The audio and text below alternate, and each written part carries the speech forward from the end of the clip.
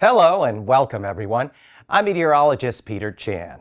River breakup season is almost here, and in recognition of Alaska Flood Preparedness Week, I have with me Kyle Van Pearsum with the Alaska River Forecast Center. And Kyle, welcome today, because we're going to talk about river breakup, what it is.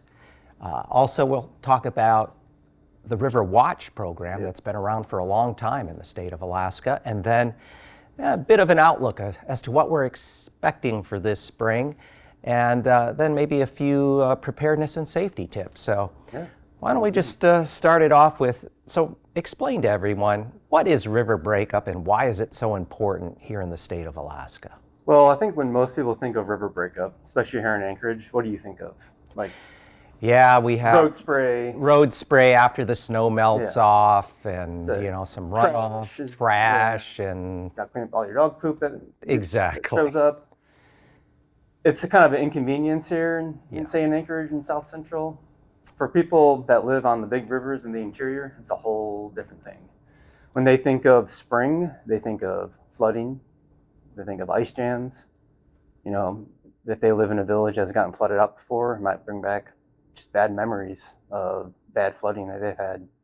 So it's a whole different thing. It's kind of like, in a sense, it's our severe weather season in Alaska Pacific River Forecast Center, because that's where a lot of the major flooding happens, is during this time, during river ice breakup. So we put on a big campaign leading up to it to get folks ready, put out outlooks. And then as breakup happens, then that's when we start flying the River Watch program. So it is basically this rite of spring. You're going to have the ice breakup, and you're going to potentially have higher water. Some years are worse than others. So let's talk a bit about when it comes to how the ice breaks up. From a scientific standpoint, there are different types of breakup. And so can you explain those? I'll go to a slide I got here explaining the different types of breakup. On the right side, we have it's called thermal breakup. On the left side is dynamic. So thermal breakup is a good type of breakup. It's a breakup where, say, our ice is thin. Say we had a warm winter, didn't really grow thick ice. We don't have a lot of snowpack to melt off. We have a mild spring that doesn't have any big, cold snaps or warm ups. Things just kind of melt out generally. And we don't really have a whole lot of issues during thermal years. So it's kind of like the Goldilocks and Three Bears. It's the spring where the ice just kind of disintegrates. The rivers come up, but not to a level that it's a problem. So on the flip side of that, we have a dynamic breakup. And this is where all the bad flooding happens typically, is dynamic years. Dynamic years, let's say we had a really cold early part of winter. So you grow thick river ice, 3, 4, 5 feet thick. Used to be, people on the cusp said, used to be 7 feet thick back in the old days. That's thick ice. Yes. And let's say we have a ton of snow on top of that. So a lot of water in the snowpack. It's ready to get melted off. Unfortunately, during these years, we tend to have really cold or well below average Aprils. So it delays the melt. So instead of melting off all that snow within, 4, maybe 6 weeks in a thermal year, dynamic years, you end up melting it off in a couple weeks. So you compress the time of melt, and it all runs off at kind of close to the same time. So to put it simply, a lot happens in a very short period of time. So therefore, it is dynamic. Dynamic, yep. Yes, okay. And when you have those cold springs with snow on top of the ice, it doesn't allow the sun and the warmer temperatures, when it does warm up, to weaken the ice before that big push of meltwater comes down and hits the river. So that big push of meltwater comes down, it runs into that thick river ice, and that river ice is strong. It's not going to want to move or break down or budge right away. So then you still have all this water backing up behind it, right? And where does that water go? It has to go up and it has to go out, and that's when the flooding happens. And during dynamic years, we have a defined breakup front where it goes from solid ice to broken up chunk ice. And that breakup front progresses like a train or a dam in the river moving downstream.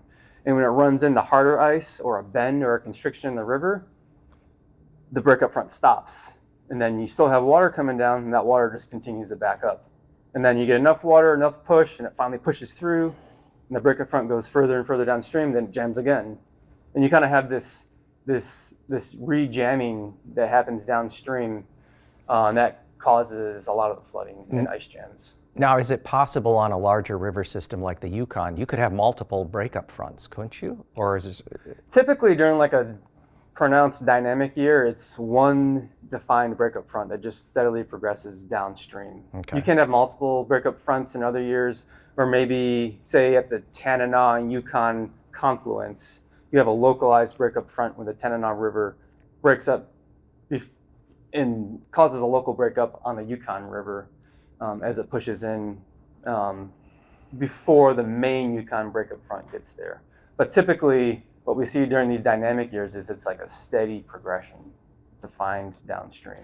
And so you also, I would imagine, given how rivers flow, there are trouble spots because there might be a sharp bend in the river or shallower sections of river that are known to have significant ice jams. Can you name a couple of those? I think the most infamous one is Bishop Rock, downstream of Galena on the Yukon River. That led to Galena's worst flooding in 2013. So 2013 was an interesting year. April 1st, snowpack was normal. But then the problem is it was record cold through April into almost mid-May. In fact, I remember that year well because on May 18th, it snowed here in Anchorage. It had this big cold trough that came down, and it reinforced all the cold air across the state. Nothing really melted until we got to the latter half of May, and then all of a sudden things warmed up into the 70s and 80s in the interior, and that led to a rapid melt of snow melt that pushed into the river system and caused flooding at Galena. So here's a picture of Galena. You can see May 27th, you have this big sheet of ice that got almost turned horizontally and blocked. This is looking at Bishop Rock here, and it blocked the river flow. And then on the right, you see all the river ice, chunk ice, behind the breakup front. They just got stuck. They got stuck there for 3 days and caused their worst flooding on record. Now that is impressive, and I would imagine too, the force of that river ice moving, it can really grind up trees and property along the river, so that's a major concern when you have this kind of that happened in Crooked situation. Creek. I flew Riverwatch. That was my first year that I flew solo on Riverwatch. And literally the first day that I was solo is when Crooked Creek had their record flooding. And they had a jam about 5 miles downstream of them, and water went up 10 feet in a couple hours. So you're saying even though the jam was 5 miles downstream, all that water backed all the way up like that? And I'll show, here's a look. This is right around the crest of kind of the water levels. They reached their record high water level, higher than even the 2011 event. You can see it was around the runway, which is really high. A lot of the structures along the lower part of the river got flooded really bad. And what surprised me was when I walked down to look at some of the damage after the water had receded the day after, there's like debris that was strewn around trees, almost reminded me of a storm surge during a hurricane. I was so surprised by that. And the amount of ice that was left on the bank. And they had to bulldoze through some of the structures on the lower part of the river. Just like, I couldn't believe it. Well, you brought up River Watch, and that's kind of the next thing I want to go into is that, so we have a specific program that is designed to monitor the movement of river ice once river breakup occurs. So can you talk about that program? How long has it been around, and a little history of it, and then what you anticipate on doing with this year's River Watch?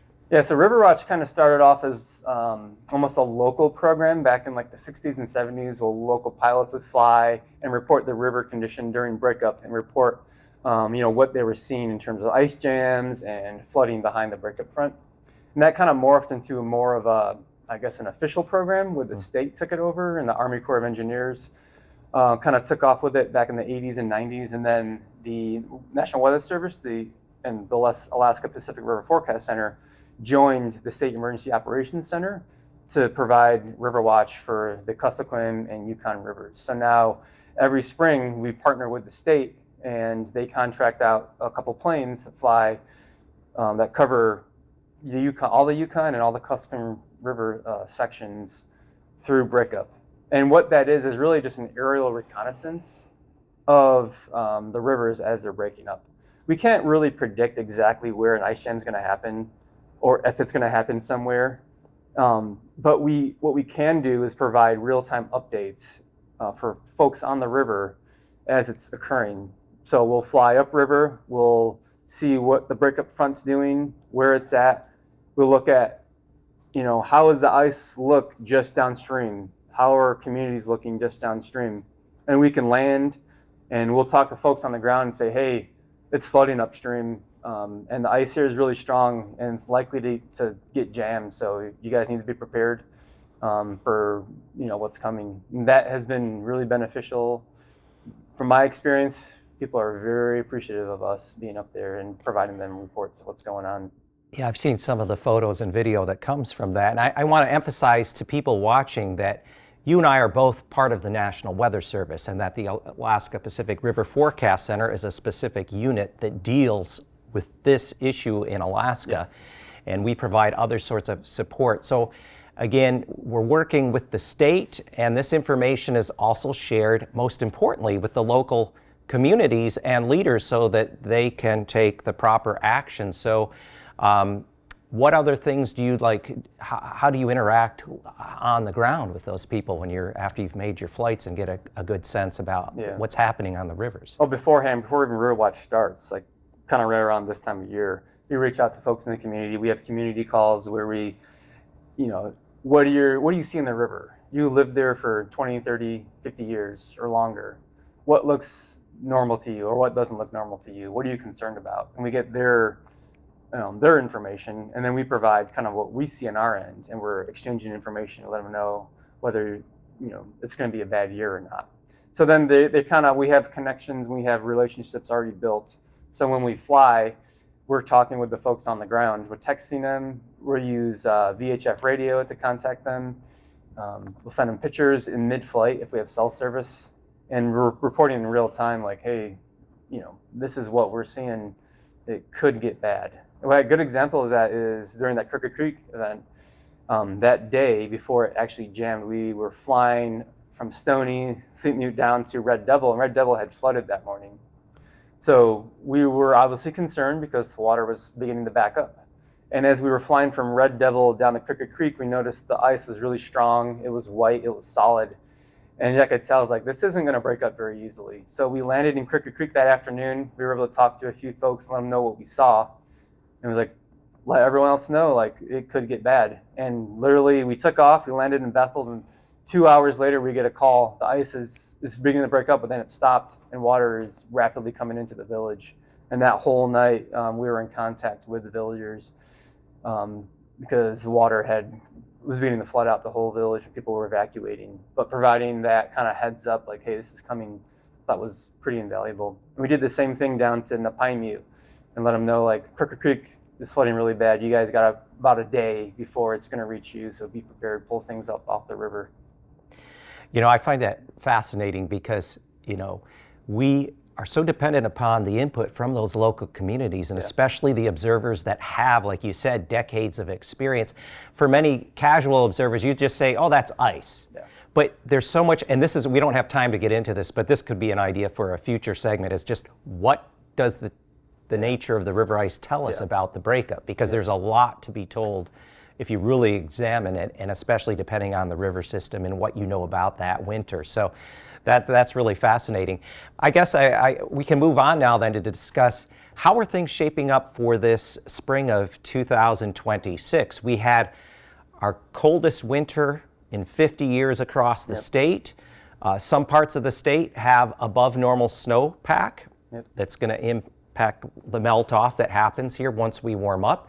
So what are you guys seeing in terms of the outlook now for this year's river breakup? I'll go to a slide where I show the snowpack anomaly currently, April 1st. All right, so this is snow water equivalent, or how much water is in the snowpack, and this is the anomaly compared to normal. It's kind of a reanalyzed graphical product. So what you see here is areas in blue or darker blue show above average snowpack in those areas, and then areas in orange and red show below average snowpack for April 1st. So right now we're kind of mostly concerned with the upper Yukon because they have In some spots, like Whitehorse recorded their highest snowpack on record for April 1st in their 50 or 60 year period record. And a couple other spots in the headwaters of the Yukon have above average snowpack or near record snowpack. And that extends down into the Tanana River Valley, the upper Yukon, all the way down. You can see there the past Fort Yukon.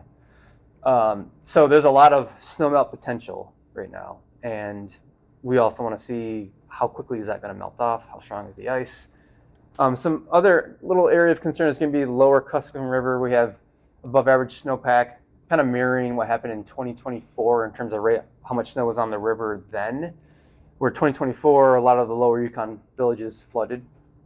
The good news is for the Kuskokwim, you can see the major headwaters that feed into the Kuskokwim that drive Breakup are below average. So that'd be like the Holitna River, the Teteswalek River, Swift River. Those river basins, those drainages have below average snowpack. So that's going to help them.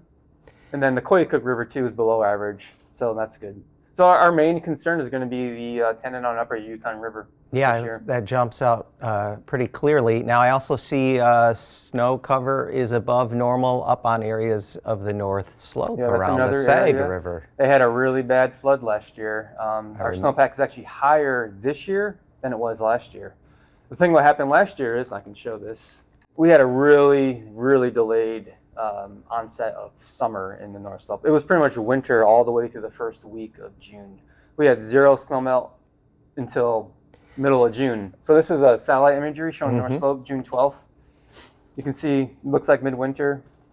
And then we go 5 days later, temperatures warmed up into like the 60s and 70s. I remember there were spots near 80 degrees, and it was just crazy how quickly that melted off. Yeah, you can see how swollen the rivers got. That's the Colville River on the left there, record high flood stage at the Umiak camp. And the Park and Sag also had a lot of issues. Had Dalton Highway had a road blowout from a frozen culvert and lots of flooding from this event. So it was, there's Colville River time lapse. You can see how quickly the water came up. So that's what we're looking at is. So we have the stage set with the snow cover, North Slope, Upper Yukon, Tanana.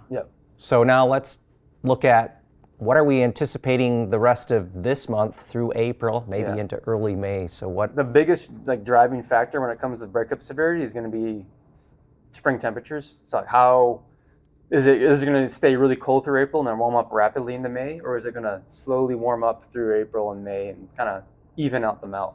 So we can go to our temperature outlooks from the Climate Prediction Center. These are updated yesterday. Unfortunately, this is kind of a flip from what it was last week. This is not the best news for breakup this year because it's showing good chance of persistent cold temperatures, below average temperatures going through the rest of April, and that's not good. I've been watching this closely, and we're referring to the two maps at the top that are looking at the 6 to 10 and 8 to 14 day outlooks, which essentially take us up through the end of April. And the unfortunate news is temperatures are going to remain below normal. In fact, some pretty cold temperatures there across the North Slope and Brooks Range, just along and north of the middle upper Yukon River. So there's nothing going to be melting off. And so no big melt. No. The question now becomes, and we don't really have a good idea yet as of the time we are recording this video, but how will May unfold? So they have the week 3 to 4 temperature outlook there in the bottom left. Lower confidence in this. There's always lower confidence in the week 3-4 temperature regime, but there is a signal of potentially above average temperatures for a good chunk of the mainland going into early May. So if this verifies, and say we get like a ridge of high pressure that all of a sudden builds in right over interior Alaska and it warms up 50s, 60s, we're going to have a dynamic breakup and things are going to flood. It's just, unfortunately, that's what's going to happen if that occurs. Yeah, and we're kind of at that point right now where we can't say with certainty, but over the next couple of weeks, of course, we'll. It's like we got a deck of cards. We're just putting aces down, we're stacking the deck. And unfortunately, it's getting stacked, in favor of a dynamic breakup. Okay, so with that being said, a dynamic breakup potential would increase if we see these quickly warming temperatures in May. what safety and preparedness advice do you have for people out there? If you live along one of these river systems, what can you do now to help you be prepared? First thing I want to show kind of an outlook of where we're most concerned. Okay. So we got obviously the upper Yukon, lower Tanana, highest snowpack, potential for areas where it's just going to have a delayed melt. Or, Circle, I'll go to the village flood potential map. Circle is always an area we're concerned about because it's low, it's vulnerable. So Circle is definitely high on our list, anywhere on the upper Yukon from Eagle to Fort Yukon. Manly Hot Springs is another place. The Nanana Ice Classic, they've been measuring ice thickness there. Okay. Second highest ice thickness on record for early April. Combined with a lot of snow, delayed melt, Manly Hot Springs, and even communities that are further up on the Tanana could see potential issues with flooding. They flooded pretty bad in 2022 with a lot of snow. Okay. The other area we're concerned is, even though there's not a lot of snowpack in the upper parts of the Cusco, is Crooked Creek. Bethel Search and Rescue, they maintain the ice road up there, and they said that there was an early winter breakup that happened while the river was freezing up, opened up in front of town, then re-jammed downstream at the kind of a common jam point. So that early winter ice is still locked in at that point. Yeah, it got jumbled up downstream. Okay. When that happens, it's harder for the breakup front to push through, and it's more likely to get jammed. It's exactly what happened in 2011 when they had their now second highest flood of record. There was a midwinter jam, and the breakup front, when it came through in spring, just got stuck there and flooded Crooked Creek. And so we got them. Yeah, and that area certainly did experience some very cold temperatures at times this winter that would definitely lock that up. Any other spots then of note? Yeah, the other spot too is going to be the lower Yukon, especially near the mouth. We have pretty good sea ice in the Bering Sea, and that's locked up against the mouth of the Yukon. The shore fast ice is really strong, and that kind of it almost blocks or impedes the breakup front as it comes through the mouth. So communities like Aleknuk and Amanek, folks there have been reporting rough ice, thick ice. River froze up really high, so there's not a lot of room for the water to go when the breakup front does come through. Combined with strong in-place shore fast ice, we're definitely going to be watching them this year. So, okay. Yeah. Well, very well. As I said, only time and temperatures will tell that we have to wait on over the next 4 weeks. But before we wrap up, any advice from a safety and preparedness standpoint? What do you recommend for people that live along these main river systems? My recommendation, and from what I've seen being at these communities during flood events, when they are flooding from ice jams, stuff like that, is know where your high points are. For example, the 2013 Galena flood, a lot of folks brought their vehicles up to the levee that surrounded the airport. And luckily, it was just high enough that those vehicles in the levee remained dry.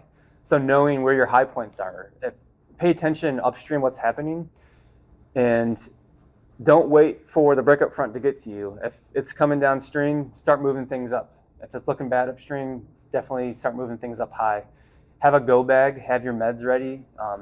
During Crooked Creek in 23, they lost power for a while, and they had no way of keeping their refrigerators going, their food spoiled. So having backup plan for food is really important. Just be prepared, you're gonna have to live off the grid if things get really bad. So be prepared for that. Well, that's some sound advice. And again, for everyone, make sure you have extra food, supplies, medicine, batteries, generator. Yeah. Know where your community shelter is if you do have to move to higher ground, and all of those things. Work with that with your neighbors and your community leaders. So, well, Kyle, I want to thank you for coming in and talking about this. We certainly are waiting to see how this plays out again for this year. And for those of you watching, as always, be prepared and stay safe.